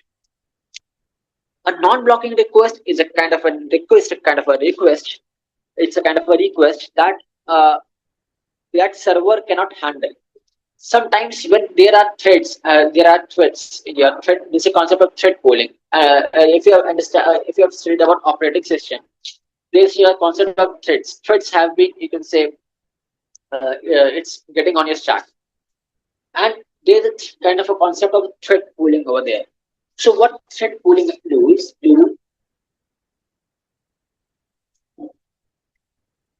it just waits your server. It just waits your request at your server. So what and at this because then when we are to more than multiple requests and we are using a large servers, there are multiple requests. That means there are multiple threads, and they in the pool. For example, there's a pool in the swimming water, the swimming pool is a swimming pool, and there's a so the amount of water will be increased.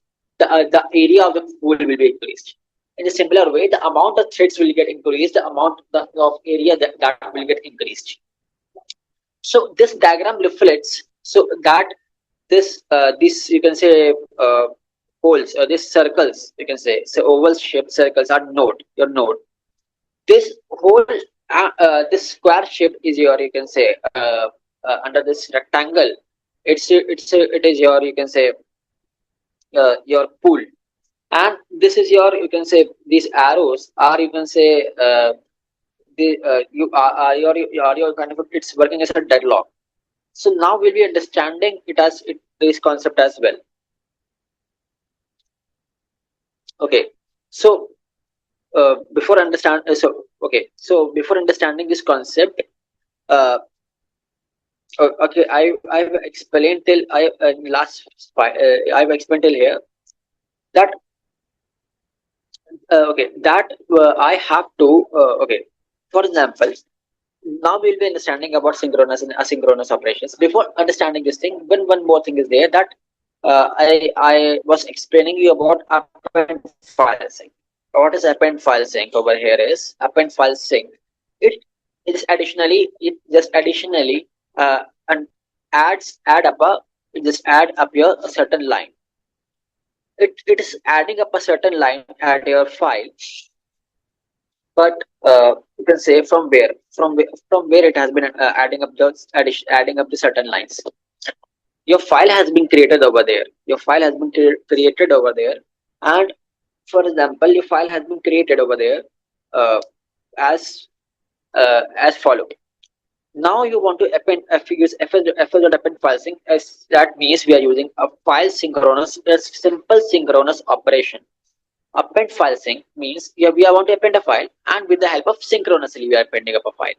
We are using the name of the file dot slash follow. This is the name of my file.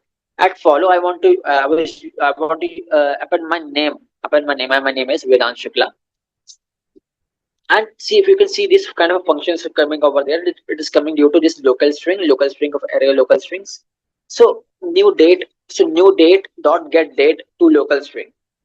What does it mean? It means although we are appending up a, you can say, line. New date dot get date helps us to just uh, add it just helps us to add up a new string, or actually it is a kind of a log file. Basically we'll be understanding in the later sessions, but it is a log file that has been created. So when or at server, when see we are understanding right now here in terms of code, but when at server, when all these things are running, exactly we will be requiring up that when the user is logging up that server. So when that at what phase of time he or she has logged to that server, when he has been or she has been logged to that server, that means that simply means that if she that user server requires a certain date.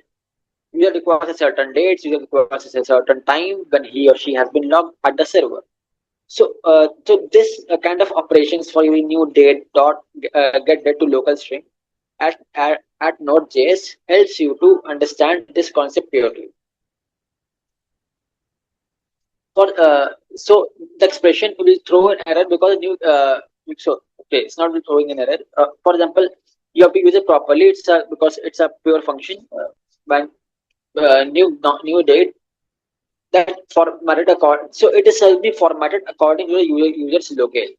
For example, where a user has been using its string. Okay, so although you can it's not necessary that you are using this function, but new date dot local string uh, but you have to use it when you need that when the user is logging up a server. Now you can see my name has been getting appended. Okay, my name has been getting appended inside my name and phone number linked in within to my profile. That is the result I want to take this store. Okay, that is the another thing. Just look up from here. It is simply storing 888 Vedant space Shukla. Okay, again, see Vedant space Shukla. I was using backslash n over there, so the spaces has been used. But what is this 888? And the number of time you are using your terminal. Okay, number of time you are using up your terminal. For example, I'm using node length name of a file. The more number of time you are using up your terminal, the more the lines will getting increased. And Vedant Shukla, Vedant Shukla, Vedant Shukla. The more number of time you are using your terminal. So what is this 888? It is my date at 8 at it is that is the thing that at 8 8 is a date. At 8 I just created this file, and as I was just using my terminal. It's not about when you have created your file, when you are using your terminal. I have just running up this code at 8 because that was the date I was using of this terminal. So it got appended as 888888. Vedant, After that, it has been reduced. Yes, Suresh.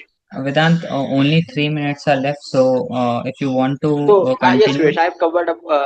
Okay, Suresh. Okay, Suresh. There's no problem. so you So will be that able is a to easy. finish within this time period, or should I Yes, create a yes, new yes, one? yes, Suresh. Yes, yes. Okay. So visit to my profile, 888 Vedant Shukla, and that was not appended. So this much of part, and again you can use NuGet dot local string. So basically, I have covered up with my whole session. With my whole session. Okay, this this session. This is the basically additional session because I would be today we would be covering up with this session only, but due to my last session not get recorded properly, I wanted to revise up with that session. But in the session we'll be covering up from here, from append file sync, and I will be explaining with node architecture if you would be having a time in the session. So a very happy Diwali to each and everyone over here is. So basically this is the concept that you people can practice on at your home also when you are having a VS code. Okay, so for example, I'm using this triple eight and Vedant Shukla, it got appended over there is in the next pieces of line. Okay, then and 15 again it is a date. For example, again if I'm using it as 15, so again it is using a simple date. Okay, concept. Okay, so this concept is about simple adding up your simple date, simple get date when I wanted to get up a date. So new date dot, so just remember the syntax: new date dot get date dot local string dot to local string. So these all these strings are three functions are there. Okay, so you can see over here is like that. I would we have to use it this function as it is like that, and then again okay then but now from now new date dot get local string, you can see over here is like that. Then we have the concept of date not dot now dollar date dot not. That is a this particular function prints up the IP of a function. In the next session I will be explaining you that how we add IP to a certain function, how we used to use IP of user's IP. That for example, user is logging up a particular server, and we want to record up a IP, its date, its address, whatever time it's not using.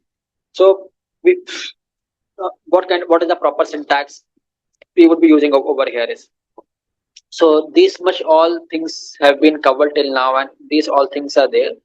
So, so I just hope that you people would you would have understood this session properly. So, as we have running shortage of time right now, so we would be covering up this session, ending up this session over here is, as these things require more time to understand things in a proper manner. So, just till here, you can say till here I've used I've taught to you that new date the function dot get date to local string, that you're copying a certain thing to a local string. Okay, so from in the next session, I will be understanding about the architecture, then how to log up a file, how to create a log file, how to just create up your certain IP address in your Vedant Shukla, and most of the things are there like that. So okay, so thank you so much.